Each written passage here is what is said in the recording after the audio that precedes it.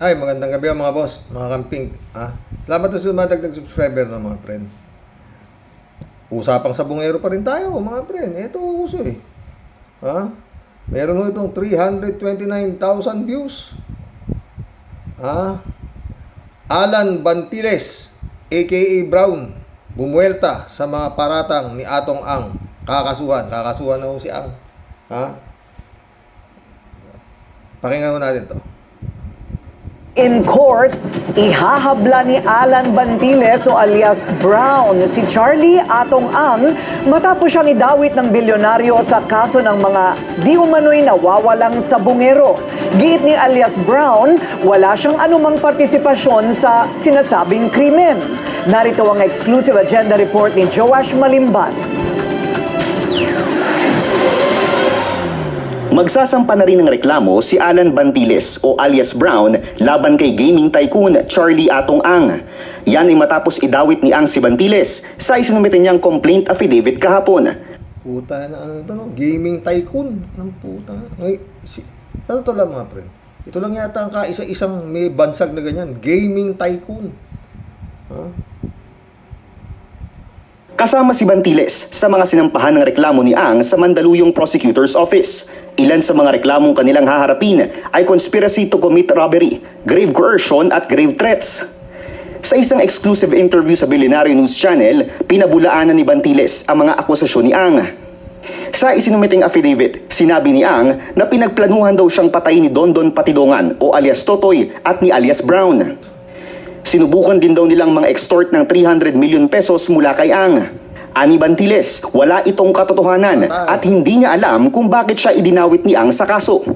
Wala akong kinalaman talaga dyan sa binibintang niya sa akin, wala. Ayon kay alias Totoy, kumpare nila ni Ang si Bantiles at siya raw mismo ang inutusan ni Ang para tulungan si Totoy na umalis papuntang ibang bansa. Wala rin daw kinalaman si Bantiles sa missing sabungeros operations. Businessman to. Businessman yan at sabong-sabong din. Alpha member din po siya, ganun? Hindi, ano lang, businessman lang. Matatanda ang Si Totoy na ho yung nagsasalita. Businessman pala yung Bantiles eh. Pasabong-sabong lang. Ganun. Walang kinalaman. No? inilutang kahapon ng Billionaire News Channel ang ilang larawan ni Bantiles, kasama ang ilang kilalang personalidad sa politika. Kasama na riyan sina Senator Erwin Tulfo at PCO Secretary Jay Ruiz. Pero paglilinaw ni Bantiles, Walang kinalaman yung tao na yan na kanyang kasama natin sa party. Lalo na sila G. Ruiz, ano pa yun dyan, Erwin Tulfo. Yan, walang kinalaman talaga yan sa ganyang usapan yan sa bungero na yan. Alam naman ni Toto yan kung sino sila. Hindi alam ni Toto yung mga tao na yan. kaninang umaga, dumulog sa Department of Justice ang ilang pamilya ng mga biktima para manghingi ng update sa kaso. Ayon kay SOJ Boying Rebulla, malaki man ang kalaban, sisiguraduhin nilang mapananagot ang nasa likod ng missing sabongeros. Para sa agenda, Joash Malimban. Yun lang mabigat dyan mga friend. Malaki man ang kalaban, sabi ni Boying, sisiguraduhin na mananagot ang nasa likod ng ano. Kaya siguro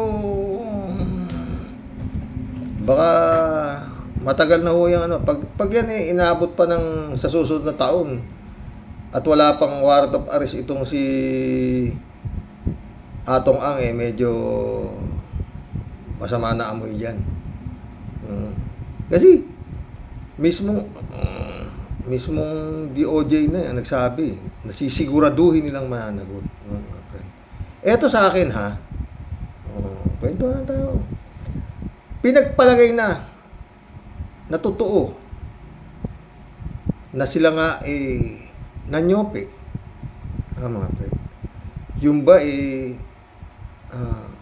katumbas ng ganyang uring karumal-dumal na pagkamatay?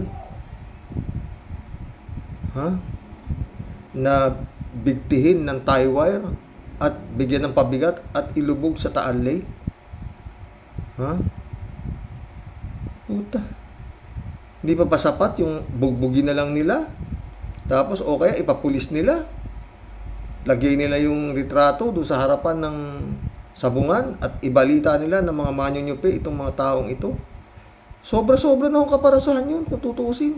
Pero yung para patayin mo, at the same time, Hindi mo pa naman napapatunayan na talagang tsope.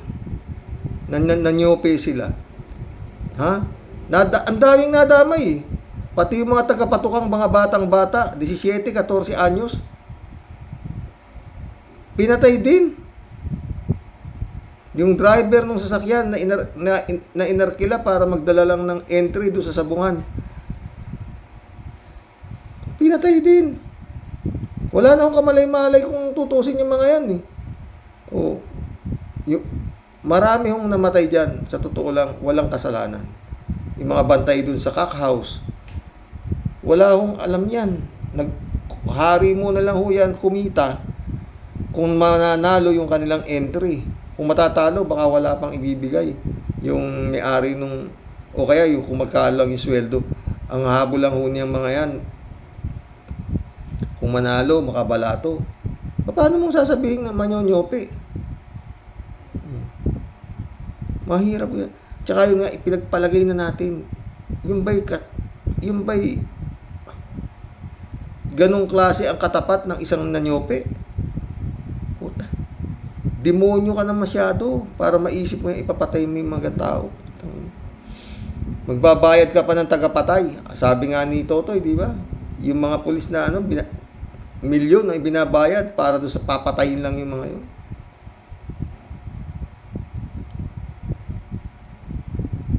Ha? Lord. Tsaka, pare mundo, alam mo yan. Nagsasabong ka rin. Ito mundo, ching. Tayo na nananabong. Malas mo lang kung napataya ka sa tsope. Kasi ikaw ang mamimili. Oh, ikaw ang mamimili sa pupustahan mo kung salyamado ka o satihado ka. Kung hindi mo alam na tsope ang laban, ha? Oh. Kung napili mo yung pang-ibabaw, di swerte mo. Kung pang-ilang talo ka, hindi ka, ewan ko naman. Pero ang ibig ko sabihin nga niyang panyonyope, yun nga, parang game fixing, parang nandaya ka, ganun. Mga friend. Marami naman nung klaseng Pero kailangan patunayan, medyo process. Hindi yung pag sinabi nung tsope yan, kukunin mo, anak ng puta talaga. Ang hirap pong patunayan, mga friend. Paano tawag ninyo doon sa mga politiko na chinochope yung pondo ng bayan? Bakit hindi yun ang mga dapat pinapatay? Yung mga nag-iimbento ng kung hindi niya maipaliwa. Si Sara Duterte, chope yun. Chinope niya yung 612.5 million na confidential fund. 125 million chinope niya within 11 days na hindi niya maipaliwanag kung paano niya chinope. Yun ho talagang napakaliwanag na chope. Mga senador na pumapabor pa kayo dito sa manyonyope na si Sara Duterte. Ang mga kasabwat niya, yung mga nasa office, yung Lopez ba yun? Sulaika Lopez. Bata niya. Yung isa, yun ang mga kasabwat niya sa panyonyope. Yan ho talaga maliwanag na panyonyope. Mahigit 1,000 pangalan na walang record sa PSA ang naging tagatanggap kuno ng pera. Na ginawa, nilagay sa pangalan, acknowledgement receipt na sinasabi. Tapos ngayon, ang gugulo yung Sara Duterte kung ano-ano dinad. Yan ho ang maliwanag na tsope. Yan ho mga politiko na nagnanakaw sa kaban ng bayan. Napakalaki yung tsope niyan.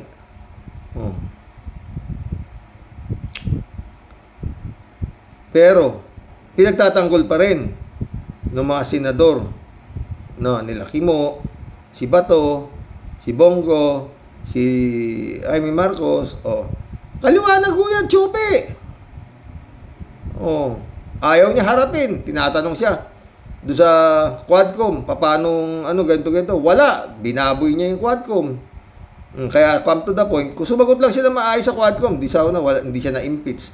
Hindi niya nga maipaliwanag eh. Ang ginagawa niya, ginugulo niya yung hearing doon sa Quadcom, kung ano pagdadala. Ayaw mag-take out. Oh, ganun. Kala mo kung sinong napakatalino, di ba? Yun naman yun, Yupi.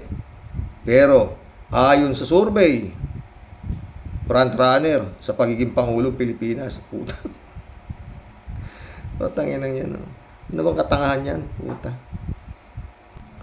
May mga napanood ko yung vlog kanina kay Atty. Enzo. Nagsalita yung asawa ni Digong na tunay. Yung nanay ni Sara na, yun nga, payat na raw. Butot balat na raw si Digong. Oo. At nagtanong naman yung mga tanga na nandoon na ayaw pang magsilayas. Alam ba ni President Duterte na nandito kami para sa kanya? Oo, ay anong sabi niya? Sabi nung natawa ako doon sa sabi nung nung asawa ni Duterte. Ang sabi ni Duterte, ni Digong na sabi, umuwi na raw kayo. Okay lang daw siya, uwi na raw kayo. Ayaw pa rin umuwi yung mga tanga, talaga ipinipilit pa ng mga gago na talagang sila ay hanggang sa huli, sasamahan nila yung demonyo, yung sa impyerno, talagang ang tatanga na, putang ina, pinapauwi na sila, sinabi na nga ni Digong, umuwi na raw kayo. Ang nagsabi na si Hanilet, ang kakapal ng mukha, talagang, ay ewan, mga boss, no? Anong uring, puta? Grabe, no? Tinanong pa nila, anong sabi ni alam ba ni Presidente, nandito kami? Oo, ano sabi niya? Uwi na raw kayo. Tangin ang kakapal. Nasa dahig. Anak lang puta talaga naman. Gaano katanga yung mga putang. May nako. Mapapamura ka talaga. Eto sa atin mga friend. Mabuti pa nga yan si Digong. May balat pa eh. Butot balat eh. Ha? Yung mga pinagpapatay nung panahon niya. Ha? Yung mga nahulog sa Taal Lake na yan. Ha? Buti kung may madat ng pambuto pag sinisid yan. Oh. Kung may buo pang buto ha, sa 4 na taong nakalubog yan dyan. Diba? Mantala si Digong, buhay pa. Oh, buto at saka balat daw. May balat pa. Yung mga pinagpapatay na pinaghuhulog dyan, wala na. Baka baski buto, wala nang, wag naman sana, wala nang makita eh. Oh. At yun, may nagsasabi naman, paano maging murder yan kung wala yung body of, yung katawan. Mga ganun. Sabi naman itong mga magagaling na abogado. No?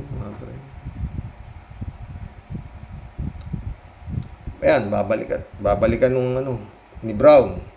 Kung ano pinagkikwento itong si Ang. Oh. Pero ang maganda lang sinabi ni Boying, mga pre, yun nga, sisiguraduhin nila na mananagot. Oh, diba? Yung nasa likod nito, maski na gaano siya kalaki. Oh, diba? Tsaka po siya, gaming tycoon. Ano kasi talaga, parang namumuluto ng pera yan. Dati noon, nung wala pa yung mga ganyang klaseng gaming. Kagaya sa dito, ang waiting noon nagkalat. May waiting dito sa Itiagi, may waiting sa Alicia, may waiting sa Kawayan, may waiting sa Akperi, may waiting sa lahat ng bayan may waiting. May mga bangkaho, may kanya-kanyang bola ng waiting. At lahat halos ng nagbobola, naglalagay po yan sa mga commander, sa mayor, ganun. Or other way around, na yung mismong mayor ng bayan ang nagpapawaiting, pero may ginagamit lang siyang tao, mga ganun. Pero nitong panahon nito, nitong si gaming tycoon, na si Atong ang waiting po ngayon sa buong Pilipinas. isa lang ho ang bola. Kaya lahat ho ng pera, pasok ho lahat kay Atong Ang na sinasabing pagkon. At ang noong araw, ang waiting ho ay 1 to 37 lang ang numbers. Ngayon ho, 1 to 40 na. Oh. Mas lalo na ang napakahirap ang tamaan. Kung di ako magkakamali at saka na natin pag-usapan yan. Mahirap pong tamaan niyang mga ganyan. Pero yun nga mga kawawang naghahari muna sila na yung pati ho barya pwede taya dyan sa waiting piso, 2 piso, 50 centimos. Kaya simot talaga simot. Naghahari muna silang lumaki pero hindi nila alam na wala talaga halos kapanapanalo dyan. Tayan mo man lahat ang kombinasyon yan, talo ka pa din. Kaya ako, mahilig akong mga game chance, gaya sabong. Pero yung ganyan sa waiting, hindi ako mapapataya dyan maski na 5 piso. Hindi ko. Ay, nako mga friend. Yan ang natin, topic natin ngayon. Hindi ko sapat na kung ikaw inanyope, magkano lang naman kikitain mo sa chope-chope na yan, putang ina. Pangkain lang yan. Totoo lang. Kung totoo pa pero bihira ho gumagawa niyan. Napakalakas ng loob mo. Sa totoo lang, hindi ho ganun kadali. Dito ho, walang chope dito. Sa bayan na to, hanggang Cagayan, wala akong chope dito. Kasi bago ho bitawan ng manok, chinecheck pa. Yung talim, tinitingnan ng pakpak nila kung may balda o bago ho bitiwan ng manok. Wala pong chope dito. Ewan ko kung saan nila na-invento yan. Televise po yan Yung isabong na yan, naka-televise po yan Ang lakas ng loob mo para ka chumope. No? Hindi ako naniniwala dyan. Sa totoo lang. Baka katang isip lang nila yan na nanonyope. So, nang patunay mo. Hindi yung basta... Kawawa po yung mga sabongero. Baka nibo to. Hindi na makita. Mantalang si Duterte, butot balat pa lang. No? Punta tayo kay Duterte. Paano hindi siya magiging butot balat? Sanay siya sa laya. Maski pakainin pa siya ng lechon araw-araw dun. Iba yung nakalaya ka kaysa nandoon ka. Diba? Diba kalat ni? Ang inaantay ko si Kimo. Kimo! Dapat punta ka na ron. Pangako ka ng pangako na hindi mo iiwan yung maski sunugin kay aamoy digong kay ba't hindi ka papunta ron? Diba? Sabihin mo hindi ko iiwan yan dito na lang ako sa loob. Hindi, hanggang ngayon yata Kimo, hindi ka pa nakakapasok dun Magkahit ka kasi ng balbas. Mukha kasi terorista diba? Dahil si Digong, gaano kalaki chinope niyan sa Pilipinas. Yung Parmali, puta, chope talaga yun. Napagarapal na chope yun. 625 million. Hindi, 625,000. Ang kapital ng Parmali, 12 billion yata. Ang naging, grabing panyonyopi ho yun, yung Parmali. Grabe, garapal po yun. Pero hanggang ngayon, landslide si Digong pag tumakbo. Putang ina. Klaseng katangahan yan. Kulab na tayo. Hindi ang panyonyope po, hindi lang po sa sabong yan. Marami hong klaseng chope. Hindi lang po sa sabong. Mas malaki ang mga panyonyope. Itong mga hayop na politiko na to. Hanggang ngayon, pagtatanggol nyo pa yung napakalaking chinope ni Sara Duterte. Yung port puwet, naging port puwet. Hanggang ngayon, wala pang nangyayari. Galing nyo talaga manyope kay mga politiko Sa sabong, pag nanyope ka, manyonyope. Mga politiko, pag nanyope sa kaban ng bayan, honorable. Tanginan yan. Ba yan? Uy, yung Nyolo, ang ganda ho ng Nyolo, pero ang tapang ng Nyolo. Kaya gumumura na yung mga Duterte na yan. Rogelio Asuncion, shout out. Karox, dapat hindi nagsasalita ng ganyan si Justice Secretary Limulya. Negative agad siya. Dapat tigasan niya na kahit sino ka pa, bilyonaryo man o makapangyarihan, ay dapat managot. Ganon sana ang sagot, Karox. Sinabi mo pa, Rogelio. Pero ngayon, sabi naman niya, yan, sa vlog ko, na maski nagano pananagutin daw niya. Diba? Sabi ng DOJ. Sumagot si Jane, Jane Labayna, shout out. Para bigyan ng pagsubali in case hindi maaresto si Atong. Ganun lang yun. Oh. Pero sa tingin ko mga friend, mag-aalabantag yan. Oh. Sana mali ako. Kasi maiipit na yan eh. Maiipit na yan. Oh. At paulit-ulit. Ha? Pag naipanalo ni Attorney Kapunan, yung kaso na yan, talagang tama, napakalaki ng impluensya ni Atong Ang. Paulit-ulit, walang ibang pwedeng mag-utos sa sabungan ng ganyang klaseng karumal-dumal na galaw ng kung hindi yung may-ari ng sabungan, yung may pasabong. Hindi ho pwede si Totoy na tauhan lang ang mag-uutos na pagpapatay niya mga nanyonyope. Hindi po yung ganun. Hindi po ganun.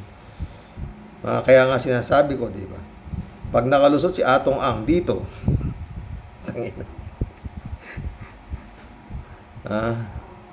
ewan ko na.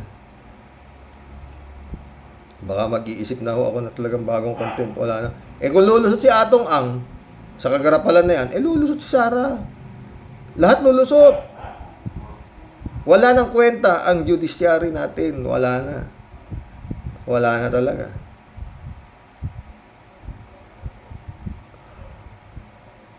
Rogelio Asuncion, no? Lalo na kung napakalakas talaga ng evidence ayon sa mga balita, diba? Federico Mandak, shout out ha.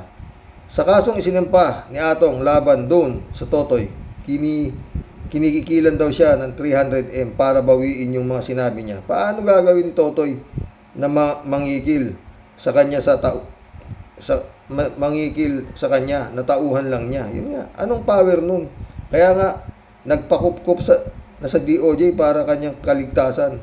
Kaya malabo yung counter charge ni Atong. Talagang malabo. Pero kung malakas nga, hawak niya ang hanggang Supreme Court, sabi nga niya, di ba? Marami yung sasabit pa dyan, pero importante si Atong Ang ay makalapaw na. Saka na ho yung mga kernel, mga kapitan na naging taga-katay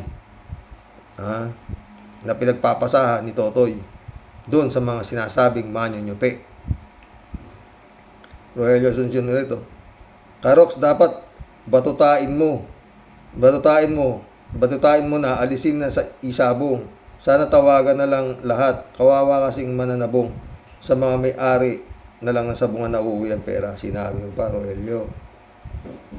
Chupisa Bunao naman. Good evening po, kuya. Kasama po sa buhay at sa mga ka-warriors. Aba, pag napakulong ni Secretary Rimulya, bigyan ng masibagong palakpakan. Di ba? Yan.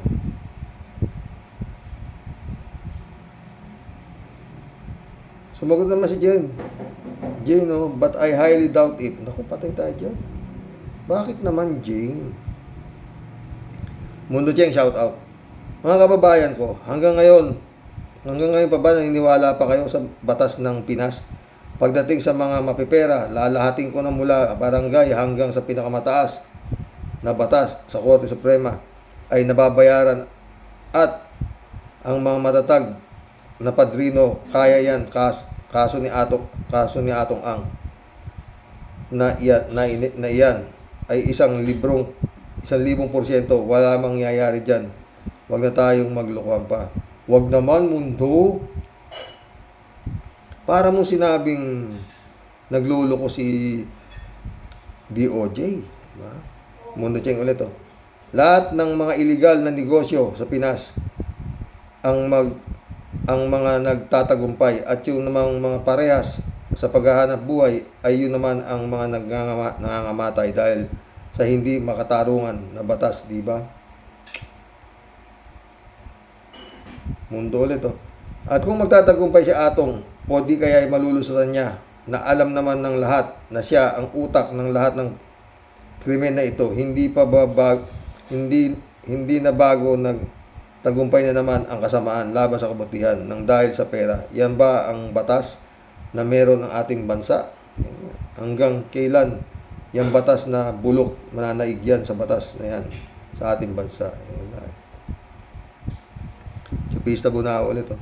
Dapat lang matuloy impeachment para makita ang mga tagong yaman nila. Itong si Kapunan, kung anong kapal ng eyeglasses niya, siya rin kapal ng mukha niya. So, bro, kaya galit yan. Mundo Cheng ulit oh. At yung mga abogado ni Atong, mga abogado ni Atong na yan, alam naman nila kung ano ang ginawa ni Atong sa mga 34 na kasabungero na isang karumaldumal na mga pagpatay, tapos gusto pa nilang ilusot pa at paniwalain na si Atong ay malinis. Kayong mga abogado ni Atong, mga PI at makademonyo kayo, mabubuhay kayo sa kasinungalingan. Ay nako, ewan ko ba, kaya nga sabi ko mundo, di ba? Sana itong mga ganitong abogado, pag nagilty yung kanilang kliyente, sama na sila, no? Bukas pag-usapan natin itong mga abogado na to. Hindi ba kayo nakukonsensya? Maililigtas ninyo ang isang kriminal? Lalo ito kay Atong, garapal ho ito. Sa totoo lang. Untakin mo. Ikaw ang amo, tapos tuturo mo yung tauhan mo na siyang mastermind. Butang na. Pasweldo mo lang yan. Diba? Mundo ulit oh. Mga tanga at bobo lang ang hindi makakaalam. Ang hindi si Atong ang utak at promotor ng lahat ng pagkawala ng mga kahabag-habag na ating mga kababayan. Sa sinapit ni Killer na si Atong, kaya dapat lang siyang managot o bitchin kung kailangan. Bitayin kung kailangan. Patay tayo dyan. Chupista ulit oh. Ha? Nung panahon kasi ni Digong talaga namunini yan si Atong. Chupista ulit oh. Di ko po naman maintindihan bakit kailangan ihabilin ng asawa ni Greta, si Greta kay Atong. Ang natatandaan po ba ninyo noong sa airplane na ang katabi ng asawa ni Gretchen ay ang anak nila, pero si Gretchen ang katabi niya ay si Atong? Ay ewan, mahiwaga sila. Ano nga po pala ang name ng asawa ni Greta? Juanco. Tony Boy Juanco. Mundo Cheng ulit oh. Pagka hinawakan ng sentensyador yung pulok ng manok mo pagdating sa karyo, hindi makakatuka yun. Hindi makakatuka yung manok mo maski buhay pa at patay na ang kalaban. O di kaya ilalayo pagdating sa karyo. Pre, bata pa ako, sa bungero na ako, sa edad na 15 at ngayon ay 76 na ako. Halatado yung friend. Meron din gano'n, pero hindi mahirapan. Oo. Pang lang yun, friend. Pantupada lang. Sa mga barabarangay. Pero pagdating sa talaga, hindi pa pwedeng gagawin yung na hindi makatuka, hindi pwede yun. Mabubugbog yung sentensyador. Kaya kung minsan, friend, yung sentensyador, delikado rin yan. Pag nagkamali yan, talagang binubugbog yan. Pati sentensyador, pag nakitang hindi parehas, binubugbog yan, pinapatay pa nga kung minsan yan. Jane ulit oh. Kaya pala hindi ko gets yung mga terminology mo. Jane.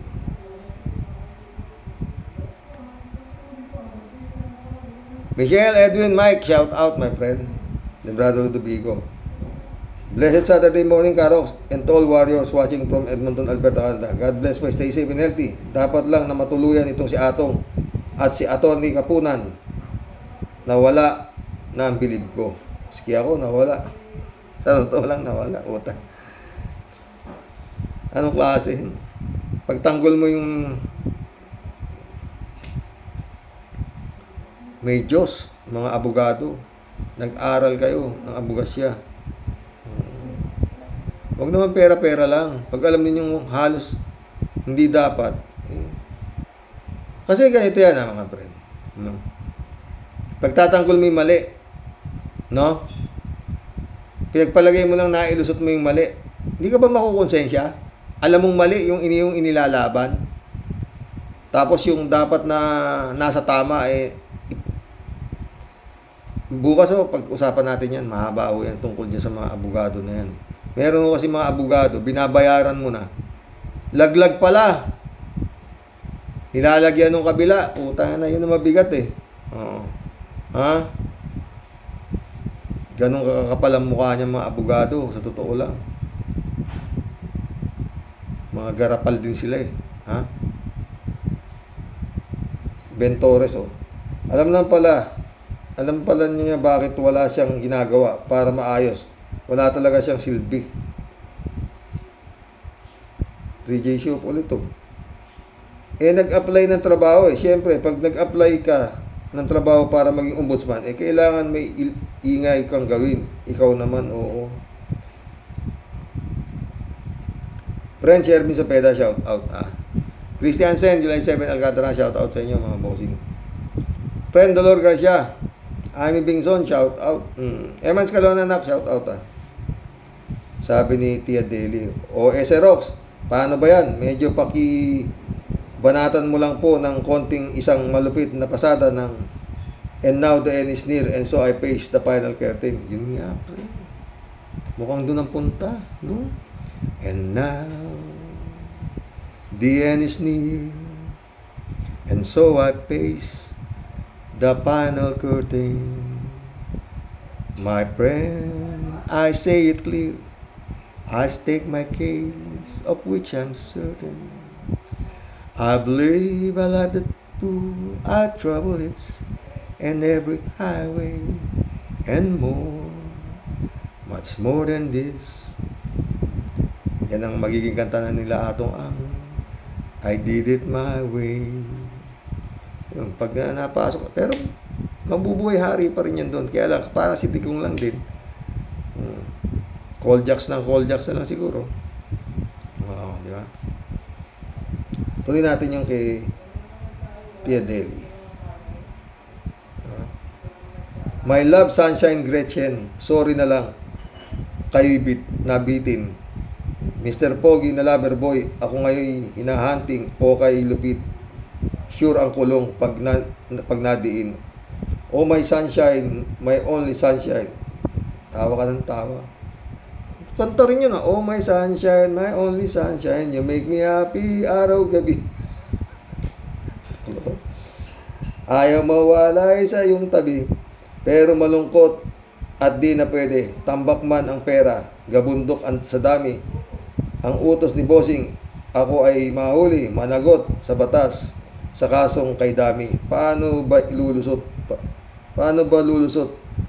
Oh my sunshine baby, di kakayanin, malamig na gabi, buwisit na hostisya.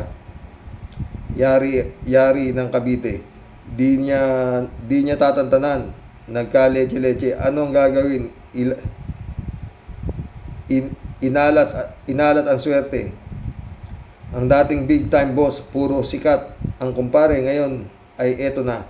Di na mapakali. Si Peryong at Dagul ang siyang hahalili kay Lupit ng karma. Sinapit ko pare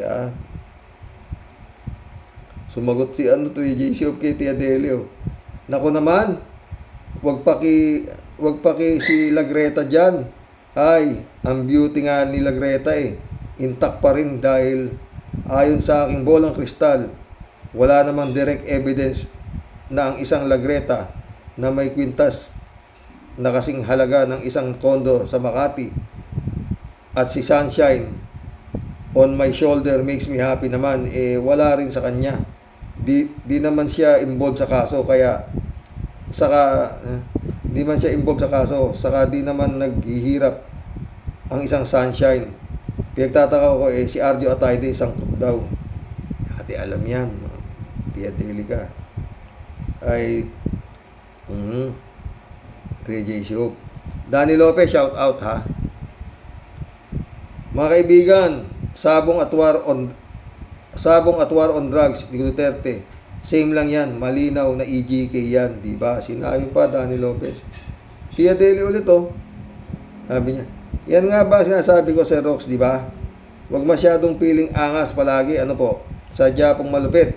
Pag si Mr. Pogi ng Cavite, bumanat, patay kang bata ka, siguradong malamig na rehas ang kapalit ni Sunshine Baby. Kaya nga po Sir Rox, may kasabihan nga po palagi, paalalay gamot sa mga taong nakakalimot. Ha? Huwag pong masyadong sambahin ang pera at kapangyarihan, ano po. Wala pong forever kundi si Lord. Totoo yan, friend. Lahat po ng masama at sobra, di po nagtatagumpay sa huli. Tadhana po sadyang malupit at mapagbiro sa mga taong abusado na katulad po ni Mr. Ang As. Shirley J. Sir, shout out ha. Grabe, pulis na naman ang sangkot. Ano ka, Rox? Yun nga. Kaya nga pinagtataas nga ni Digong mga sweldo niyan dahil gagawin niya silang mga striking force niya.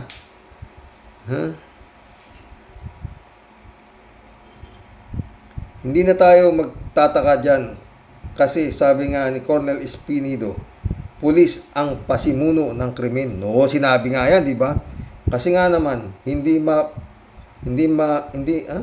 makapatay ng ganyang kadami kung wala kang koneksyon sa mga pulis. Grabe mga halang kaluluwa talaga. Pinapakain nila sa pamilya nila galing sa masama. Pumapatay sila para mabuhay sila ng marangya. Totoo. General Torre at Secretary Remulla, huwag niyo pong palampasin. Siguraduhin po ninyong mabubulok sa kulungan ang mga yan, lalo na ang kanilang mastermind. Huwag ka mag-alala, sabi naman maski na ano daw sabi, di ba? Kalat ni Baya, shout out. Good morning, Kasani. Bomba lang ng bomba, Kasani. Huwag mo titigilan ng mga ungas na yan. Banat lang. God bless your family. God bless, Kalat ni.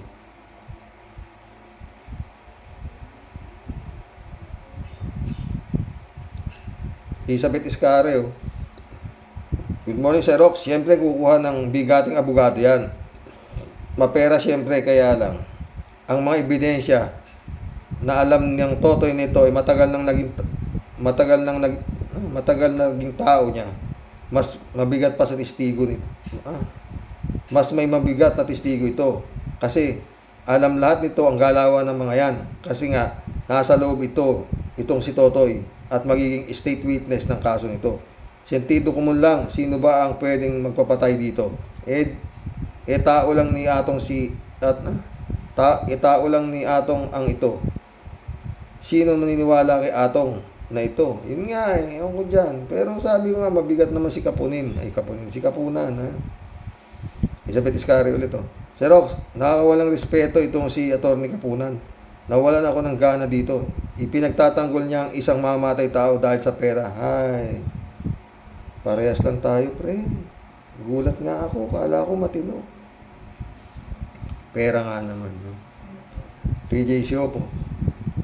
Ako ang take ko dyan, alam ni Atty. Kapunan, ang chance ni Atong na manalo sa kaso ay very slim dahil sa bigat ng ebidensya. Baka ang gusto na lang gawin ni Atty. Kapunan, aregluhin na lang. Magkaroon niya ng secret meeting between parties. Ano ba naman gumastos ng 1 bilyon o 3 bilyon si Atong para sa kalayaan niya? Mababawi naman niya yan in no time. Ganun yun. Baka mahirapan, friend Jane, baka mahirapan. 3J Siopo. Hello, Sir Rox. O ayan, sabi ng butihing kirids ni Digonggong na si Hanelet na skin and bone na raw ang kanyang waswit. Buti nga siya, payat lang. Samantalang yung mga binalatan niya ng buhay, mga hinulog sa helicopter, mga binaon ng buhay. Paano yun? Ay, Hanelet, dapat mong malaman na sa mga bawat ginagawa ng tao, mabuti man o mali ay may consequences. Kaya hayaan mo nang mamayat si Digong. Alam mo, Hanelet, ganyan talaga pag hindi nakakaamoy ng mga bulaklak. Sabi. Ng mga bulaklak, ng ng mga bata. Itong Hanilet, paano di mamayat yan? Puta, 13 pala kayo sinasakyan yan. Mga sweethearts niya, nung nasa laya siya, di ba, mamayat nga yan.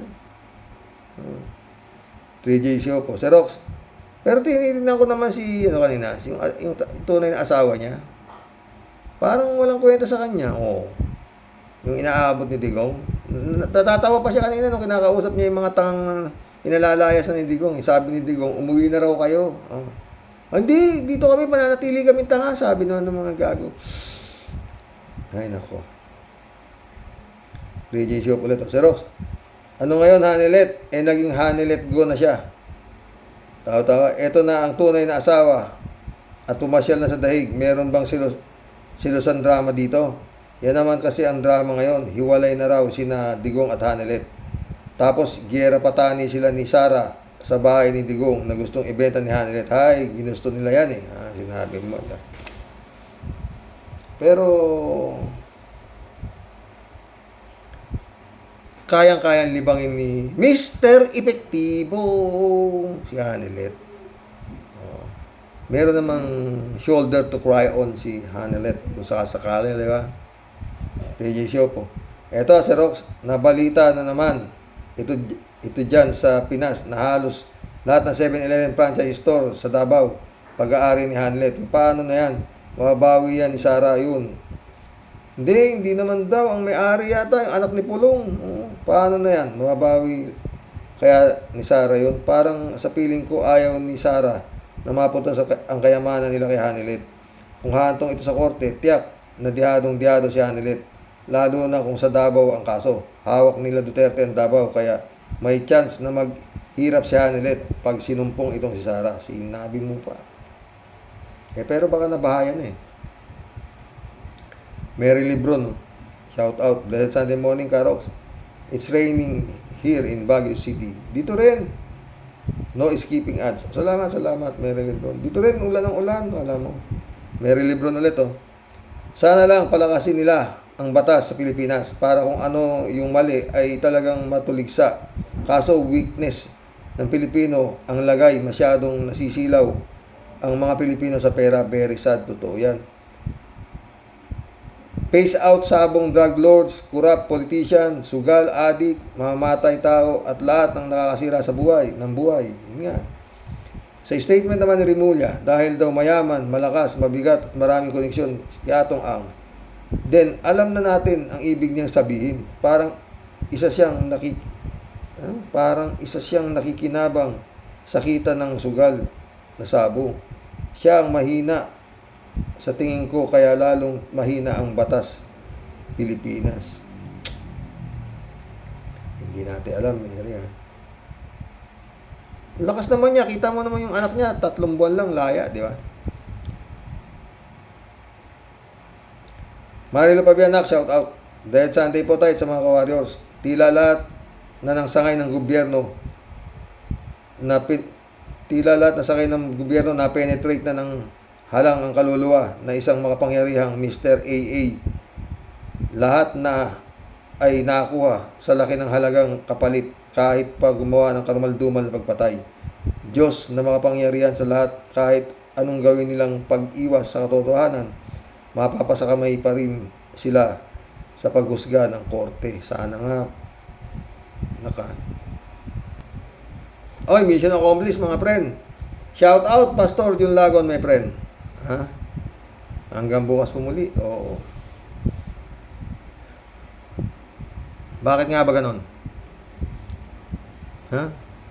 Pag itong mga politiko na to ang nanyonyope sa kaban ng bayan, honorable pa ang tawag. Anak ng good night. Dasal, mga boss.